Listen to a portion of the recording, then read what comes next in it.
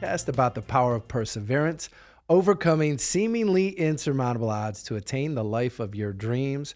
I'm your podcast host, Adam Clausen, and with me in the studio, as always, is the beautiful and ever radiant Ro Clausen. Hello. I love that intro. I'm excited for today's episode. I feel like we're going to be on a very wild ride. Based on the conversation we had just leading into this, I have a feeling that there are going to be a number of stories that our viewers are going to be very interested in hearing today. Joining us here in the studio today is Gunner Alan Lindbloom. Welcome. Yes. So happy to have you here with us. Know that you are zooming in from all the way across the country, out in the middle of nowhere. Where are you coming from? I live in northern Michigan. I'm in the middle of nowhere, the way I like it. We get it. We love it, man. Speaking of being out in the middle of nowhere, I saw on your Instagram, I saw you literally out in the snow, little lean-to, fire. Looks like you're pretty comfortable being out there in the middle of nowhere, spending some time outdoors. Well, yes. I grew up.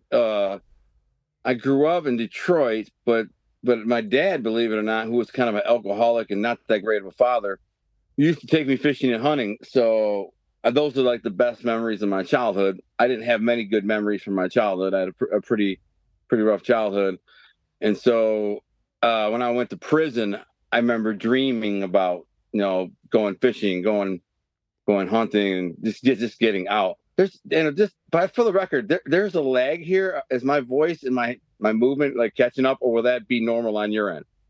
It's all good over here, man. You look great from where we're sitting. Okay, good. Just making sure. So it doesn't matter. So anyways, yeah. So I'm an outdoors guy. I love the outdoors. When I was in prison, I'd sit there and I'd lay there all day, daydream. And, I didn't do a ton of like outdoor stuff when I was before prison, but the times that I did it, I really enjoyed it and I missed it a lot. Trout fishing was something I did like 2 times. And it was just the most beautiful experience of being out in the woods and just quiet. You're wading this little creek, and you're only catching fish that are this big. So it's not like, you're trophy fishing, but that was my dream. And, I'll tell you the story in a while about how I met my wife. And she asked me, where do you want to live? Well, she wasn't my wife at the time. I met her when I was in prison. But she asked, when you get out, where do you want to live? And I'm like, up north, way up in northern Michigan and away from people. So I can go fishing and hunting and four-wheeling and riding my toys and just get the heck away from people. I was stacked on top of people for 13 years. I didn't want to be around anyone. So she got us the house, and it was actually in the perfect place, man. It's like God works in miraculous ways, just really, really miraculous ways. The truth is, she was renting this big 4,000 square foot beautiful house on 160 acres, and she was going to buy it. She was going to buy it in like 60 acres, right? And they were like, no, right at the last minute, they're like, you got to buy the whole 160. And she's like, I can't afford that. It's like another $200,000 or whatever. And so they're like, yeah, never mind, then get out, and we'll sell it to somebody else. And they kicked her out. So that would have been the house I came home to, right? So she was really heartbroken about the fact that I didn't come home to this big mansion, like half cabin mansion in the wilderness on a pond. And anyway, so she's really bummed out. So she moves, goes to this, like she was desperate to find a place before I got home. This is like a month before I got out. So she rents this little green house on a snowmobile trail in the middle of nowhere. It's just a little green house on 10 acres. And it turned out to be perfect because that house was on the snowmobile trail, which allowed me to go drive basically anywhere through the wilderness forever. And right by me was a river that was loaded with salmon and trout. And like, it was just crazy. It's perfect. Like God relocated us to where the perfect place was. And I had a blast. It was literally like, living in a fairy tale or something. It sounds like the dream that you had in prison ultimately manifested itself. And I know, from my time in prison, I've heard a lot of dreams, and unfortunately, most people don't fulfill those dreams, right? They don't follow through. They get caught up, with life, with other things. They get distracted, but you stepped right into it. So you've already told us you're living your dream right now, and you're doing some pretty amazing things. But before we get to all of that, I definitely want to take a step back and make sure that everybody understands where you came from, because we love to promote and celebrate those successes. But when people see a story of success, like they see the end product, they don't understand what you had to go through to get there. And I've seen some pretty incredible things here on your IG feed. But I'd like to take a step back and give us a little bit of the background. Take us back to the beginning. You talked a little bit, here momentarily about your childhood. Talk about some of those things that formed you early on and how you ended up ultimately in prison. So, I mean, there's a podcast, Minds of Madness did a podcast on me, right? I hope everybody checks it out. It's episode 113 called The Hustler. It's got like 5 million downloads. And Minds of Madness has 80 million downloads, maybe 90, I don't know. And it did such a good job that when I listen to it, I cry. I literally cry every time. And the reason I cry, frankly, is because when I listen to it, it just tells me, it reminds me, like, I never had a freaking chance, bro, in life. Like, I had no chance as a kid. My dad was a drunk who beat up my mom, was abusive. My mother was mentally ill to the point where she was institutionalized. At 4 years old, I had my parents got divorced, so I went and moved in with my grandparents. My grandfather was a cousin of a mob boss, right? Never did I in my life ever know how involved he was in the mob. He's my grandpa, I didn't ask him those kind of questions. But all around me, all the time as a child and adulthood, were mobsters, some more higher level than others. But the mobsters came and went in my house normal. Like they were introduced as my uncles. Here's your Uncle Joe or your Uncle Tony. You're a kid, you don't care, you don't even notice. But I did notice early on things were different. Like some girl said she was having a birthday party, and she's like, and I said, why didn't you invite me to the party? I was kind of like felt slighted. She's like, oh, my mom said you're in the Mafia. But I don't even know what the Mafia is. So I asked my Uncle Pete. He's 12 years older than me, so he's kind of like an older brother. He lives in the house with us, and he's like slick, handsome, tough guy, wears tracksuits and gold chains, got a big knot of money. He's only like 17, 18 years old. He's a street guy, Yeah. And I said, what's the Mafia? And he starts laughing. He's with his boy. And then they look at each other. He said, laughing. He's like, don't worry, you'll find out. Our family, So now I'm paying more attention as the years go on, and I see how people treat my grandfather at the store or in the Eastern Market. In Detroit, there's something called the Eastern Market, which is like Detroit's Little Italy. It's basically Little Italy of Detroit. Mm-hmm. And it's like ground zero for the Mafia. So my grandfather owned a business there for like 40 years. And his cousin, so basically all these mob families and other Sicilian families too, there was about, I don't know, maybe 100, 200 families all migrated from Terracini, Sicily. Maybe not that many, maybe 50, 60, 70, I don't know. But the main mob families, they all migrated from Terracini, Sicily. That's where my family's from. And they all went to Detroit because they all had family there, right? Sorry. And so anyways, they all grew up together in this environment, very close, very cloistered, very secretive mafia family. And so I was around it. I mean, I seen these guys all the time as kids, and I'd see them at weddings and churches and family functions and baptisms. And they come to the house, have coffee and drinks and hang out, have dinner. And then we go to their house and play bocce ball, swim in their pools, blah, blah, blah, blah. I never really cared. I knew they were different. I knew what I was aware of the mafia. I think when I was probably 12, 13 years old, I saw The Godfather. And that's when I was like, okay, like I get it now. Like, all right, now a lot of my life and these old men, it makes sense to me. So I didn't care, still didn't care. I was like, whatever. I mean, they're just normal to me. This uncles, fat old uncles and stuff. And but then, yeah, I wasn't impressed. I didn't care. I was like just a bunch of old men. But I did understand then that they were criminals. After watching The Godfather, I'm like, oh, so they're like gangsters, they're criminals. And so it made more sense because my uncle was a criminal. Like he sold drugs, he was a cocaine dealer, and he kind of would do anything for money. And just to illustrate this, the only father figure I had in my life at the time was my Uncle Pete, right? Who lived in the house with me. And so I saw this mini bike that I wanted to buy, and it was $90. And I said, Uncle, because I know he had money. He's always got money. I said, Uncle Pete, could you buy me that mini bike? And he laughed at me. He said, not buying no freaking mini bike, but I'll tell you how to get the mini bike. He says, go over to the 7-Eleven. They got these Jerry Lewis cans, the little cans that you shake and say, would you like to donate to Jerry Lewis? They're for, donations. It's like a charity. And you could, like, kids grab them, they stand in front of the store. Would you like to donate to Jerry Lewis? You jingle the thing, and people walk out of the store and they put $1 in there, some change, whatever. He says, go get that, get your money. So I went up to got one of those, and he said, you can take the money out when you're done and buy your mini bike. So I go up in front of 7-Eleven, I sit there for a couple hours and make $10. No way. So I ended up driving my bike like 5 or 6 miles. It's a long way for a kid. I'm like 12 years old at the time. But there was a Kmart like 5 or 6 miles away. You're probably too young to even know what a Kmart is. But it's like do you know what that is? Yeah. I'm originally from the Midwest, and I grew up. Okay. I lived right behind a Kmart as part of my youth. Okay, Yep. good. We had Kmart in Jersey. Yeah, it's like a Walmart, Yeah. for early Walmart. So I drove my little bike up there, like 12 years old, and I sat in front of this Kmart for 5 hours, and I actually filled the can like 3 times and dumped it in a bag. And then I got home, counted my money, had $140. I called my dad. I said, Dad, can you take me to buy this mini bike? And of course, he said, where'd you get the money? And I said, my Uncle Pete gave it to me, which was a lie, kind of. My Uncle Pete told me how to get it. So that was like, you see what I'm saying? Was like he eased me into a life of crime by making it like make it seem normal and acceptable to do this kind of behavior. And then the next thing was a bike. I got into freestyling. And I said, Uncle Pete, can you buy me this bike that I want? I want to get freestyling on the bike. And he's like, no, I'm not buying your freaking bike. My mom will give me $100. That's it. My mom was poor. And she said, I'll give you $100 for your birthday for your bike. And the bike I wanted was like $350. So he says, call your cousin Johnny, who was a lunatic. Johnny was a very bad kid, Johnny the father.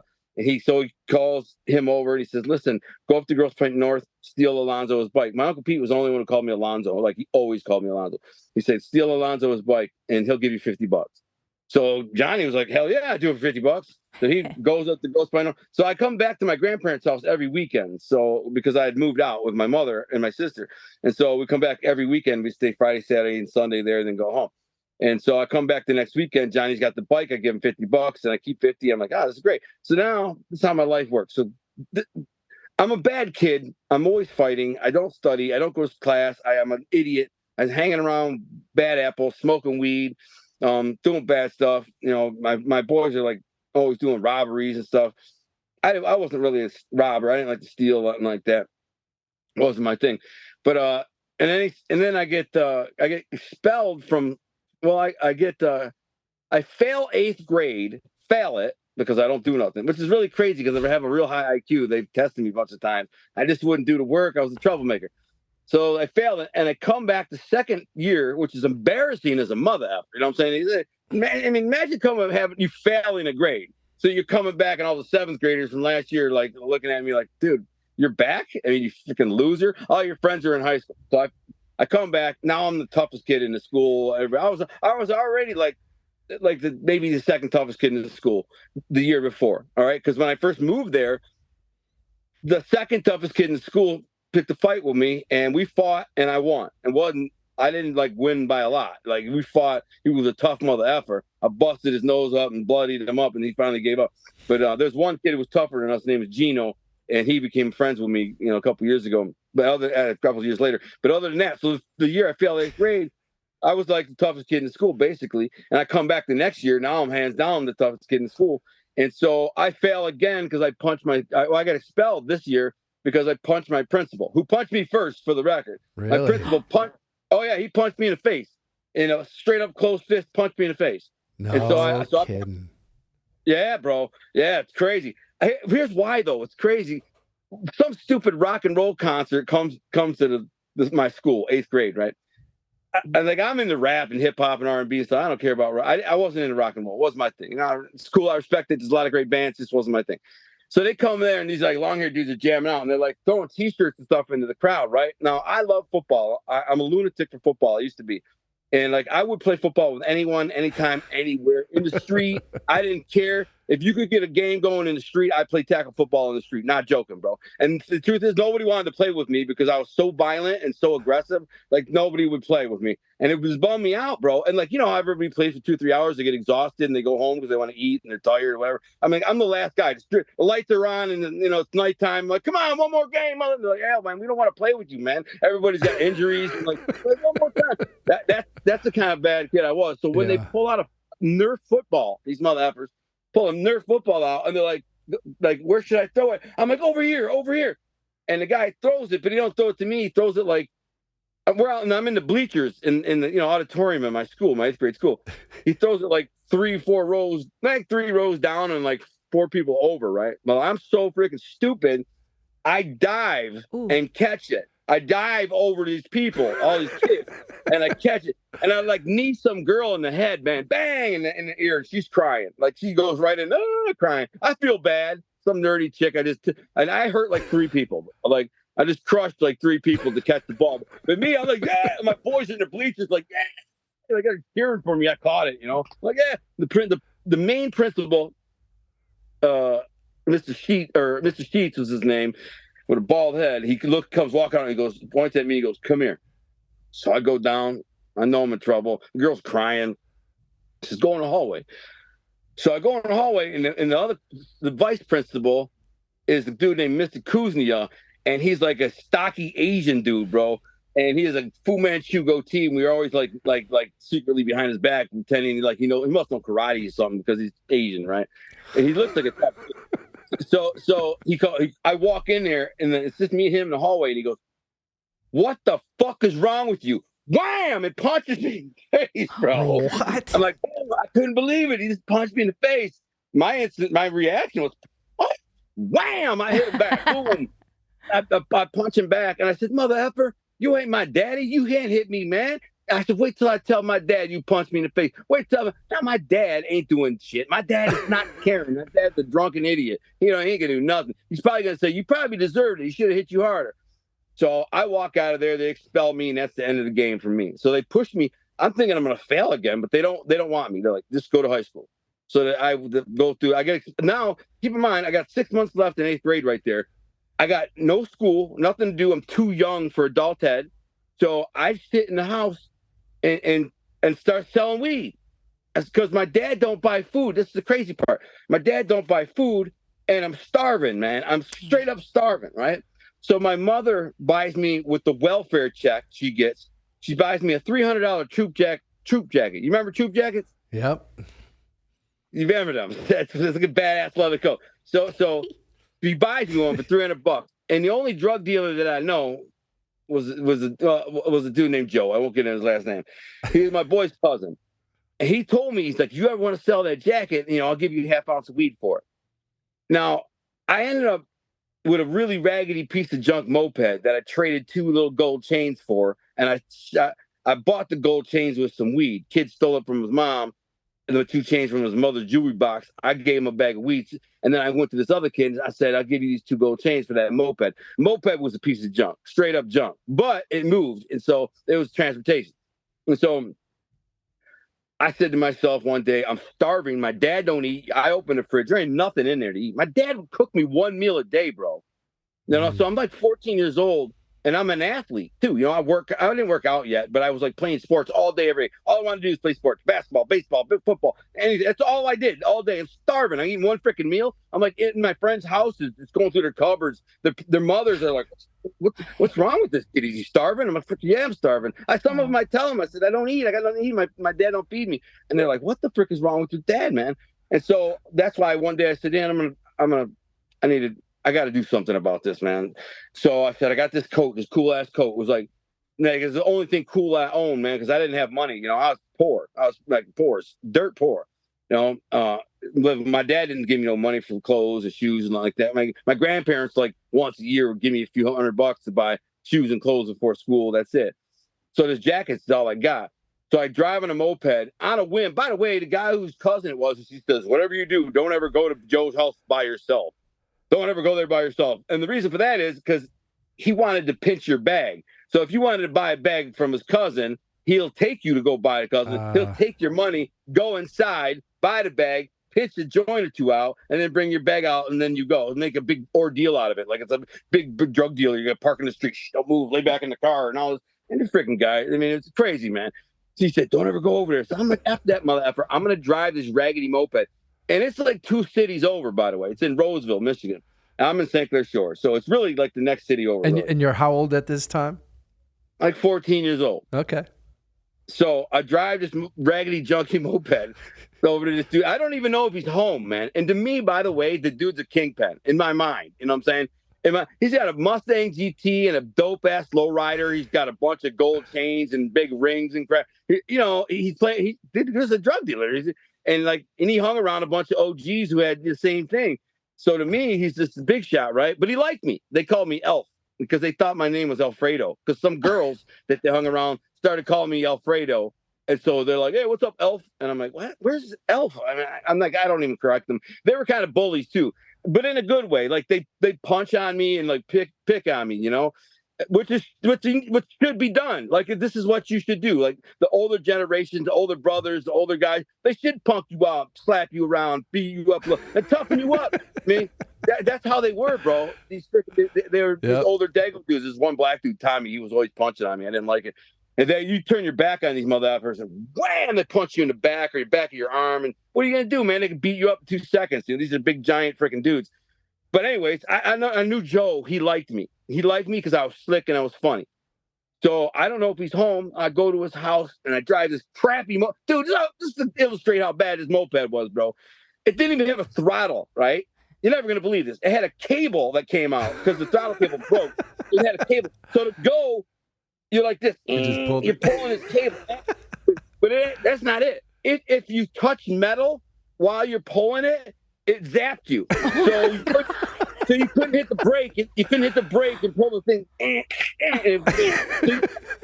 You'd wrap duct tape. I wrapped duct tape around it so it wouldn't zap me. But every once in a while, you'd accidentally like touch the cable, and it's just unbelievable, man.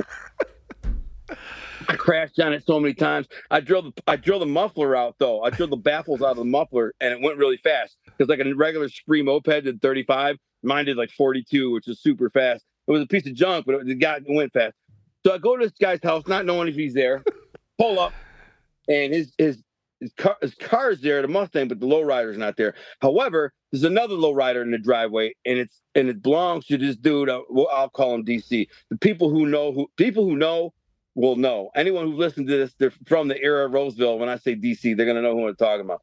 And maybe even DVC, maybe he even watches. Guy's freaking legend. He's the only drug dealer I've ever known who retired with millions and got away with it, bro. This dude, freaking million. I don't know if he ever flipped and burned anyone. I don't. It's highly unlikely that he didn't. But the dude retired with millions, and was able to get away with it. But anyways, at the time, let me illustrate this too. So I go knock on the door, and it's summertime. Like, I don't know, it wasn't like really warm because I had a jacket on. It's drug, so it's like fall, I think. Knock on the door. Door opens, and the dude named TD, which is Joe, the drug dealer Joe, his brother, opens the door. His name was Terry. They call him TD. He opens the door. He goes, "What's up, Elf? What do you need?" He's looking around like, "Where's my cousin?" Like, usually I come with his cousin. I'm like, "No, I'm looking for Joe." He's like, "All right, what's up? What do you need?" And I got you. I'm handling business for Joe. He thinks I want a bag. I said, "Nah, I need to talk to him about something." He's like, "What?" And he's like, "I'm looking to either get something on the front and maybe sell my jacket." He said he wanted to buy my coat. He's like, "Oh, I can't do nothing for you. He ain't here." I'm like, "Well, do you know when he's going to be back?" He's like, "Nah, hell no. It could be hours. I don't know when the frick he is, but I can sell you like cash COD, but that's it." Right. So as I'm talking to him, there's like 4 dudes in the living room, and they're all on the couch like playing Nintendo. It's like early Nintendo times. And so, and the one dude, the DC dude, is a little redheaded mother effer, man. He shaved his head bald. So he's like, he always reminds me of like Brain from Pinky and the Brain. So this dude's got so much jewelry on, bro. He looks like Slick Rick. I'm not joking. You remember Slick Rick in the videos back in the day with the jewelry? This mother effer had rings on every finger, big stupid rings, big chain, like 8 big stupid chains. This kid's only like 17, bro. He's got a white lowrider in the driveway that's worth $50,000, and he's 17 years old. And $50,000 in 1988 or 87, whatever, it's a lot of freaking money, man. This dude was a freaking. So I look to him now. In my mind, I know he is the plug. He's got to be the plug, bro. Like he's the, you know what I'm saying? He's got to be the plug. So I say to him, I said, "Hey man, can I talk to you?" Never spoke a word to him in my life, but I'd seen him around a couple times.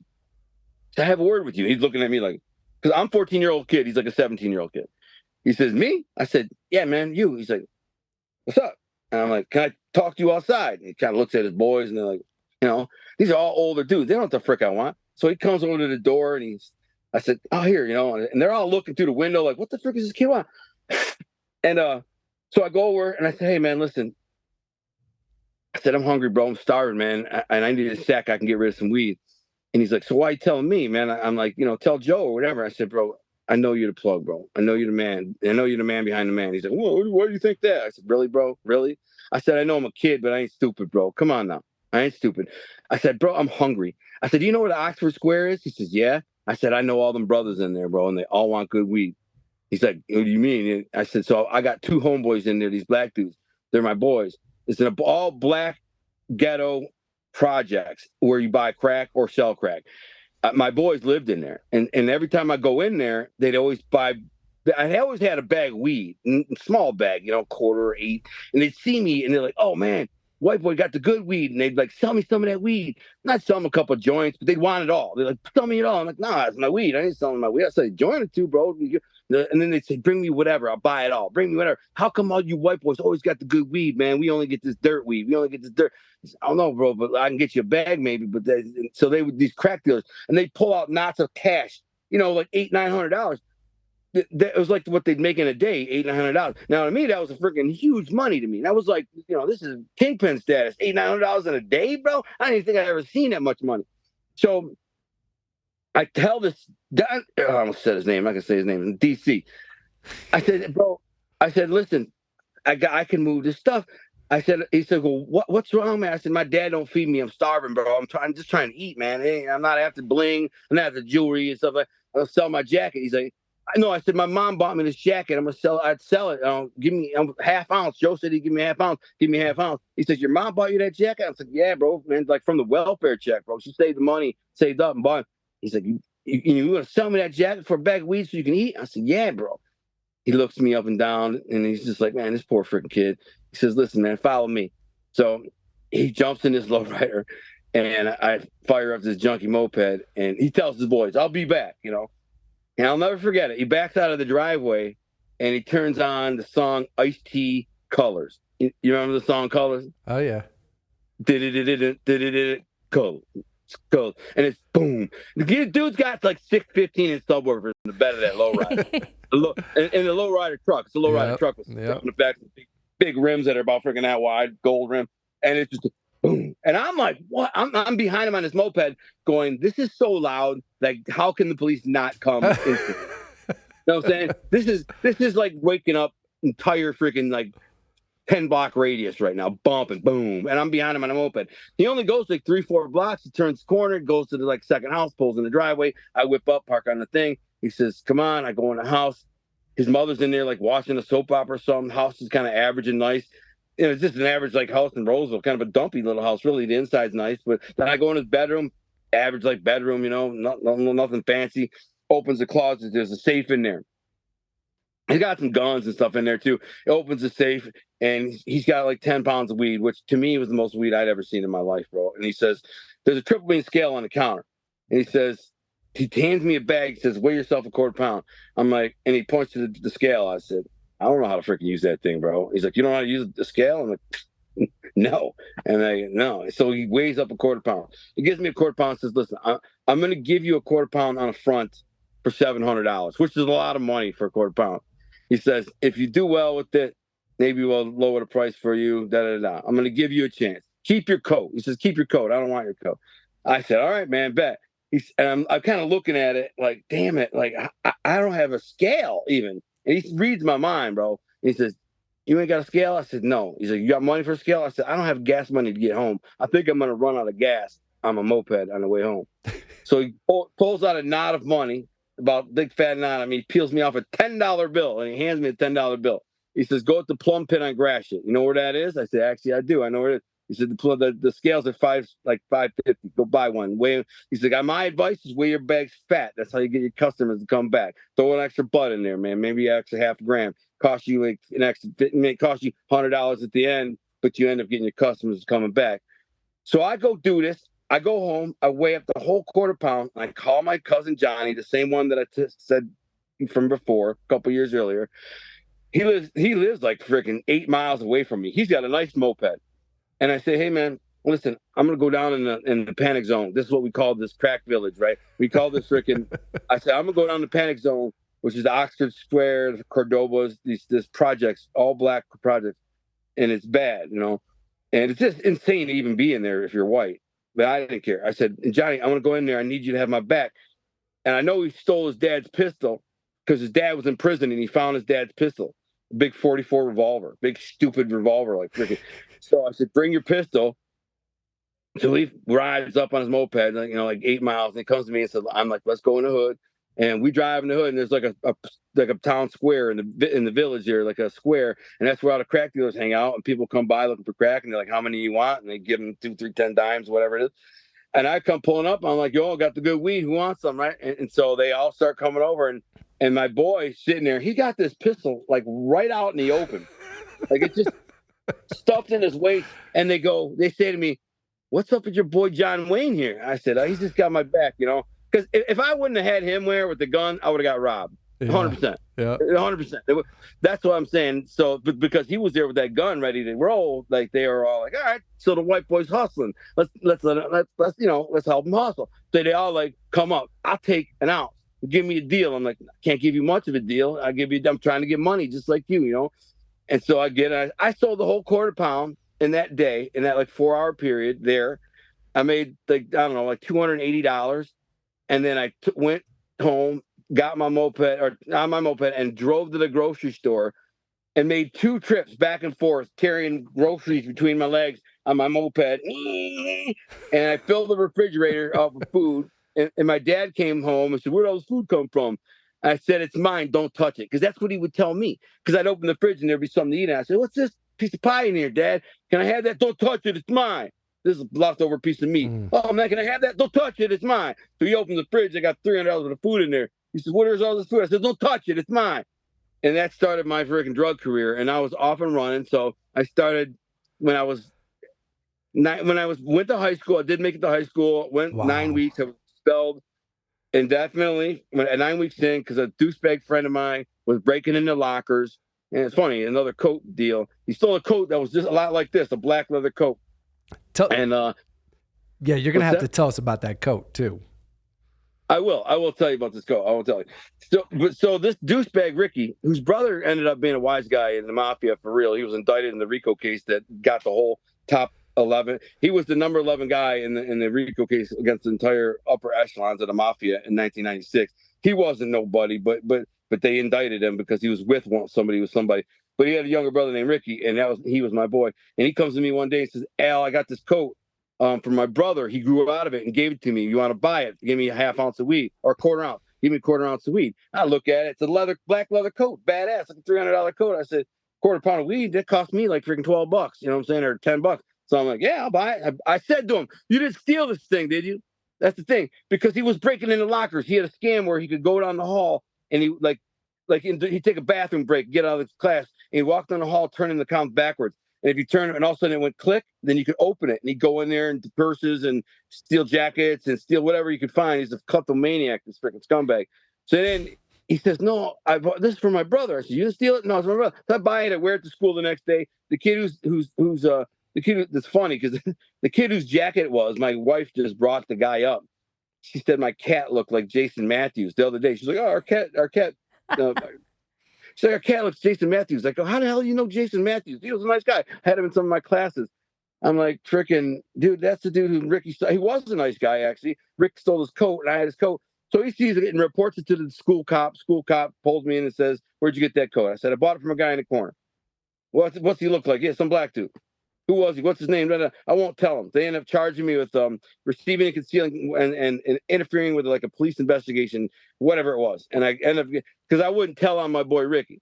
So they expel me indifferently. "You out. You gone." They won't let me back in school. So at this point, I'm full blown in the street drug dealer. I start working out, getting involved in steroids.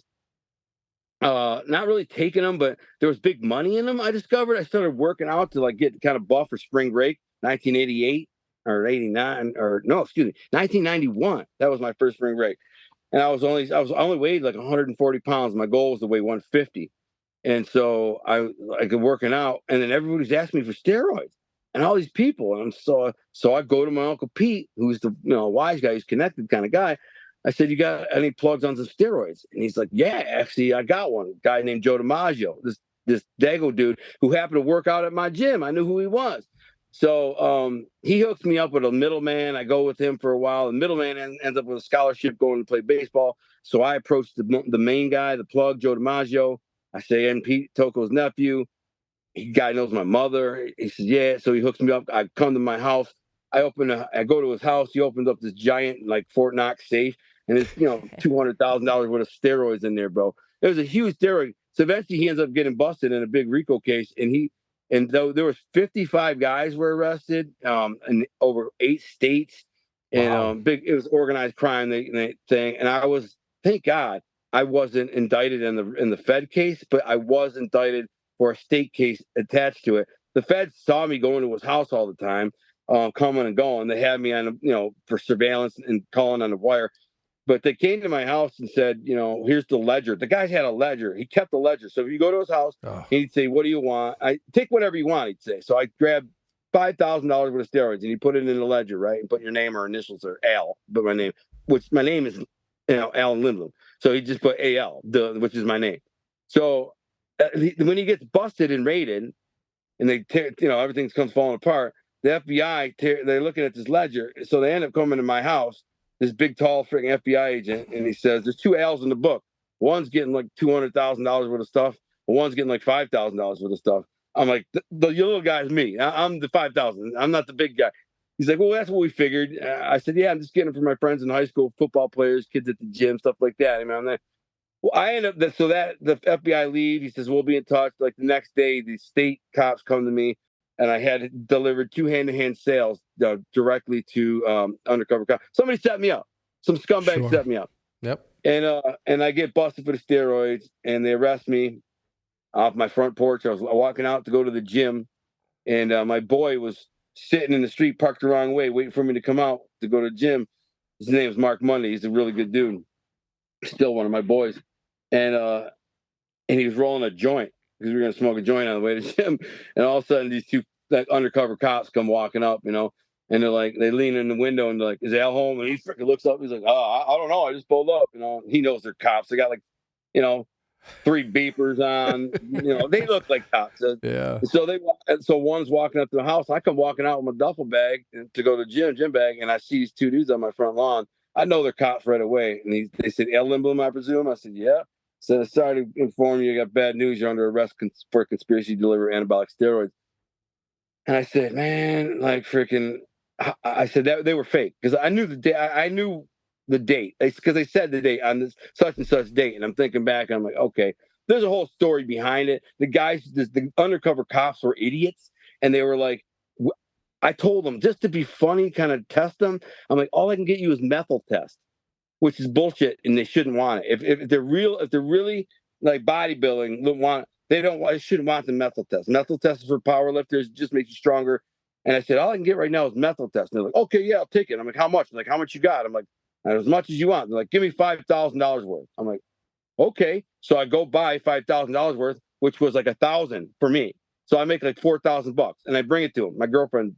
I don't take them to the plug. I meet them somewhere and have my girlfriend drive me to the plug. It's all on surveillance, the whole thing. A couple days later, they call me and say, hey, I sold that to my boy at work. Can I get some more? And I'm like, geez, that was an easy $4,000. Hell yeah, I'll do it. So I go do it again.